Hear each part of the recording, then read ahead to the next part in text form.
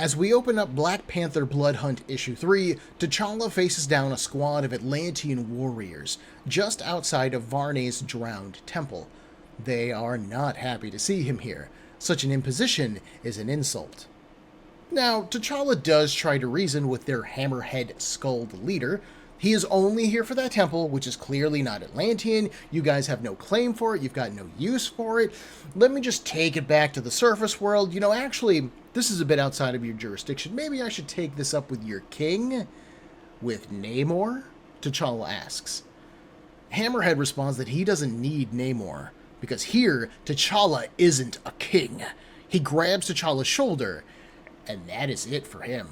On instinct, T'Challa grabs Hammerhead's hand and swings him around. As he does so, an electric charge runs through his body into the Atlantean. This appears to be a lingering effect of Anuket's blood, which T'Challa drank at the end of Blood Hunt Issue 2. Additionally, honestly, come on, let's say it. He just waterbends some columns of water at them with the same explanation. It's a bonus power from Anuket. With them now busy and diverted, T'Challa dives for the temple. Meanwhile, Anuket returns to Bast with an update. Bast is upset that her sister didn't stay with T'Challa to make sure the job got finished, but Anuket has no concern about this temple or this land. Although, you know, she does kind of like the look of T'Challa. She talks about maybe tempting him away from Bast before finally returning to the water. Back in the past, Coco and Varnae's battle continues. As they fight, Coco's anger and arrogance begins to overpower his own rationality. He rages at Varnae, insulted at this lowly demon's attempt to become a god. He summons horns and wings of burning fire. He burns the vampires that had been battling Gekra and Bast. He burns the surrounding forests that held Khonshu and Ptah. The only one who can stop him is Eshu, who is judgment itself. Eshu grows to an enormous size, a pair of elephant tusks dangling from his neck. Interestingly, Eshu wears a metal face mask that really brings to mind for me the rapper MF Doom and his Marvel Comics inspiration, Doctor Doom, who of course is one of T'Challa's biggest, I don't want to say rivals, but like biggest bad guys, which is a really interesting visual connection to make. More on that later. Eshu then strikes down Varnae's temple, like he swats at it and the top triangle of it gets knocked off. He then picks up the demon Varnae and Coco with stone tentacles, separating them. He tosses Varnae to the side, not even caring what happens to him. Eshu has made his final judgment, and he has found these gods wanting. Within the temple, in the present day, T'Challa continues his way inside. He encounters a group of mutated, vampire monster. They're one half vampires, one half fish people, and all of them are chained in the stone temple. They call to T'Challa as a brother, implying that they are vampires, but then they attack him. Using a supernatural strength, perhaps from Anuket, perhaps from Blade, T'Challa tears the monsters apart. If he ever suffered such a fate, T'Challa knows that he would want a quick death. Hopefully, he delivered some semblance of peace to these things. In the past, Eshu now shrinks down so that he can address his fellow gods at their level. Bast has already started to lay into Coco for the damage that he's done to this landscape. I promised people that they could come and live here, and you burned it to the ground. Why would you do that? Eshu then declares that Coco and Bast shall be bound to this land, both as punishment for the damage done here, and also to protect its peoples. Ptah will be bound as well, but he is way cooler about it than they are. He's just like, yeah, that was my vibranium Varnae was using, I get it, I'll stay too. Eshu leaves them to their business, and Bast starts to shove at Coco, basically repeating her argument. Gekra pulls her back, and Khonshu suggests that as a group they focus on solutions, not problems. The god Ra will provide light, of course, but they're going to need water as well. Bast says that she can call Anuket her sister, but given her attitude, she isn't sure if she's going to be of much help. In the present day, T'Challa approaches a massive door within the temple. It's covered in sigils and languages. And T'Challa knows a lot of languages, including some not of Earth, but he does not recognize these. He gently brushes a hand against them, and they cut his fingers. The blood seems to seep into one of the runes, which glows blue. The rest of the door suddenly lights up a dark purple. A dark voice speaks to T'Challa, greeting him. "Would you like to come to the other side?" it asks. In this, T'Challa is firm. "No, I would not." "Perhaps you will feel differently when you are here," it replies. A dark cloud explodes around T'Challa, trying to pull him somewhere. He starts swimming and shouts for the city, referring to the Impossible City, which is the Avengers base, now turned Blade's base of operations. He orders for the city to teleport the temple, except for him to Central Park in New York City. It then does so, catching us back up to where Blood Hunt Issue 3 already ended. T'Challa, meanwhile, makes up in the forests of Wakanda. Anuket has pulled him from the waters and returned him to Bast. For a moment, surrounded by these beautiful women, he thinks that he's dead. But the goddesses say no. There's still work for him to do, both here and elsewhere. Bast welcomes her champion back and holds out a hand. Inside of it is the heart-shaped herb that gives him his powers. My name is Ben, and this is Comic Book Breakdown's coverage of Blood Hunt, Episode 18, Black Panther's Quest Ends.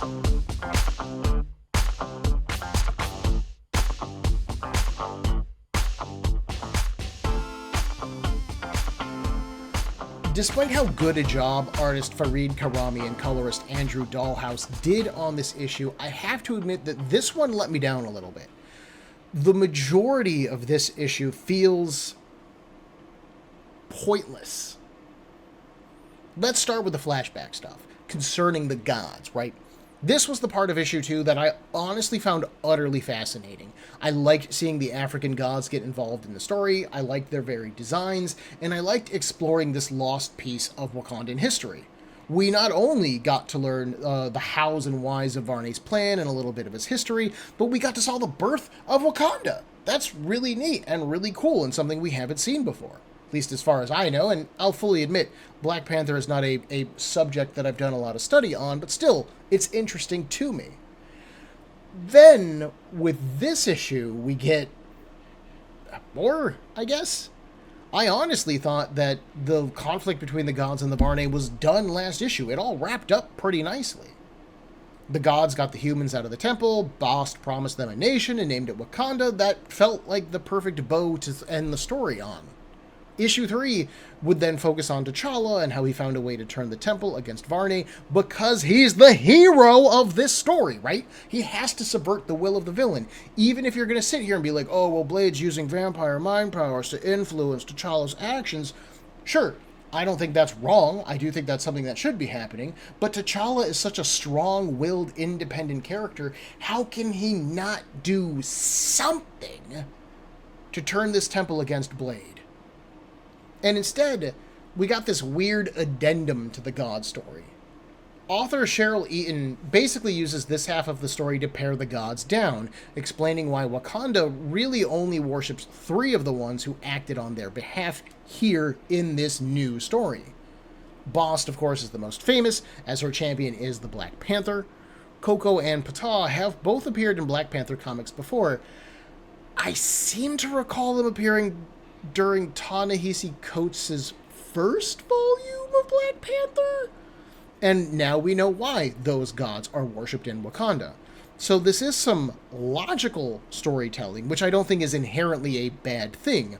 It just feels out of place for what the rest of the story is. This aspect of the god story has no impact on Blood Hunt or T'Challa's mission at all. It sure explains a small detail in Black Panther's overall character story, but it doesn't explain anything that's important here. At best, I would argue that this scene is used to explain why the gods just did not outright kill Varnae, and it's just because they got so caught up in their own crap that they forgot to kill him. However, that doesn't explain why Eshu's final call had to happen right when Coco was about to fry him. Like 5 more minutes, dude, and Varnae isn't a problem for anybody else any longer. Just burn the guy and you're done. If anybody screwed up this rescue, then it was Eshu. Come on, man. Speaking of, Eshu's design elements really evoke a sense or a vibe of Doctor Doom / MF Doom, who, of course, was inspired by the Good Doctor. When I first bought this issue and just kind of flipped through it, I thought for sure that Doctor Doom had found some way to, like, magically travel through time or, like, project his consciousness through time and, like, took control or possessed Eshu as a way to manipulate the Black Panther or to curse Wakanda or something like that. After all, we saw Doom get a mention in issue 1, Shuri spoke to him in issue 2. Surely those moments were drawing Doctor Doom into our story for some kind of payoff in issue 3, right? Nope, as you can see, no they weren't. So even this design aspect seems pretty pointless. And I'll fully admit, I did do a speed read of an Eshu article on Wikipedia to see if maybe wearing a metal face mask is a long aspect of the character that I've never heard of before, because I do not know African gods. And I didn't see anything that was like, oh, and by the way, he always wears a metal mask. So this is a weird coincidence to have one of the African gods who led to the creation of Wakanda and established such a huge piece of Wakandan history also share such a specific design element with one of the Black Panther's greatest enemies. Then we have the stuff that T'Challa actually did in the comic. Rather than using the newly established vampire powers that he has picked up as a vampire scion of Blade, T'Challa uses water powers, thanks to Aniket's blood. And again, this isn't really bad, but it does feel unnecessary for the story. It makes it feel cluttered, especially since this issue really hammers home the idea that Anuket might want to steal T'Challa away from Boss as a champion, which is an interesting idea. I'm not saying it's not. But if we don't know if that's an idea that's going to get followed up upon anywhere, then what's the point of it? It just feels extra tacked on story element. One more thing to deal with. Actually, you know what could have worked for me? If in issue 1, we saw T'Challa go to the Jalia and ask Boss to intercede in his vampirism, right? She should have taken his Black Panther gifts away. She should have stripped him of the Black Panther mantle and the added gifts that the heart-shaped herb adds. But then T'Challa would fight anyways, right? Because he's a hero, and touched by his efforts and beauty and looking to spite her sister a little bit, Anuket would then ally with him. She would then feed him her blood and tell him what happened in the past, which would then have been issue 2, which we covered and would work pretty fine as a structure. Then here in issue 3, T'Challa's bravery, honor, and cleverness and Bast's own jealousy of her sister would win her back, and she would restore him as her champion, turning him human again, which would then get the Black Panther ready for Blood Hunt issue 4. That's even another thing about the issue that bothered me. Back in issue 1, T'Challa takes the heart-shaped herb in order to visit the Jalia. The idea that it has been healing him since then is something that was established. By the time that T'Challa then appears in Blood Hunt issue 4, it has done its healing work. He can then attack Varnae at the end of the issue. He frees Thor, and the Avengers are ready to kick some butt. So why bother gifting him another dose of the heart-shaped herb here at the end of the issue? It's just pointless. If the heart-shaped herb was already curing vampirism back at the beginning of issue 1, it's the only reason you would give him another dose is if the first dose wasn't effective, and it's a made-up fantasy herb fighting a made-up fantasy problem, vampirism. It's effective as you want it to be. So if the heart-shaped herb is going to be effective against vampirism, it's just established in issue 1 and you're done. And it just takes 36 hours to work, and then he goes and fights Varnae. The Atlanteans here, by the way, are honestly a waste of pages. The fish people that T'Challa fights are a waste of pages. These two encounters are basically our fight sequences for this issue. And in that light, sure, they work. T'Challa does get to hit things. They're just not interesting at all. T'Challa either displays new powers that won't last past this miniseries, or he just kills them. Who cares? The closest thing that's interesting regarding the fish people is T'Challa being like, as someone who's turned into a vampire, I would want someone to kill me if I was ever turned further into a monster. And notice the only character who's getting sacrificed in this story is Blade, the one critical character who hasn't had his own story told at this point as to how he was possessed by an evil vampire. So it feels a little bit of hypocrisy going on from a storytelling perspective. If the fish monsters that we saw were tied to that mysterious door of inky black stuff, that's something that could have been interesting. Because honestly, I have no idea what that door's about. The promotional text for this issue specifically references the idea that the Black Panther is going to turn this temple into a dagger in Varnae's back, finding some way to use it against him. I would guess that this, otherworldly Cthulhu-esque force is that turn against Varnae, but I honestly have no idea what this force is, what it means, what the power on the other side of that door is, what it wants, or how it's going to stop Varnae. Given that it's like inky black mist, it kind of just feels like more dark force. And if anything, that should help Varnae at this point in the narrative. And in truth, wouldn't it actually make sense that Varnae had been experimenting on the dark force dimension, eons ago? That could even have helped explain why he was so skilled as to turn the Dark Force users into Dark Force conduits for the Dark Force dimension in this story. Maybe you could have done something where this is the original connection Varnae has to the Dark Force, and now that T'Challa has connected with it, maybe he can close that door and cut him off access or something along those lines.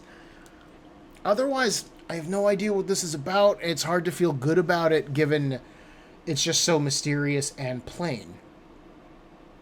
Ultimately, for me, this final issue feels like it is made of too many plot threads that never quite pull together to form a single cohesive sweater. It certainly looks good, but all of the delicious drama and inner turmoil that T'Challa had back in issue 1 is gone, replaced by the cold pragmatism of, we're at issue 3, we need to finish this story, you need to get to that temple, man. Blade's will is ultimately stronger than T'Challa's, and he can only obey him, despite having the heart-shaped herb pumping in his veins, despite Anuket's blood powering him, despite T'Challa's own strength of will and heroism. Where the gods explained Varnae's history last issue, here they just serve to clutter up the story. The addition of the mystery door at the last minute felt rushed and it lacked any context. It's something that I'm hoping will pay off in Blood Hunt issue 5, but I'm really skeptical because that issue's gonna have a lot of story to wrap up and not a lot of pages. I almost feel like I'm watching one of the Disney Plus shows where they give you 8 episodes of build-up and then 1 episode of everything happening. Unlike T'Challa's cat namesake, this issue did not land on all fours for me. Next episode, we return to Captain America and his ad hoc team of Avengers as they continue to battle Baron Blood in Avengers issue 16. If you enjoyed this episode of Breakdown, please make sure to hit that like button, and if you are not subscribed to the show, then click on that as well. I love getting feedback, and I would really appreciate it if you did so. If you have any questions, concerns, or would like to suggest a comic or a series to me, Breakdown can be found on Facebook, Instagram, and on a variety of podcast platforms, with links in the description for this episode below, as well as the email cbbreakdown@gmail.com. Thank you for your time and attention.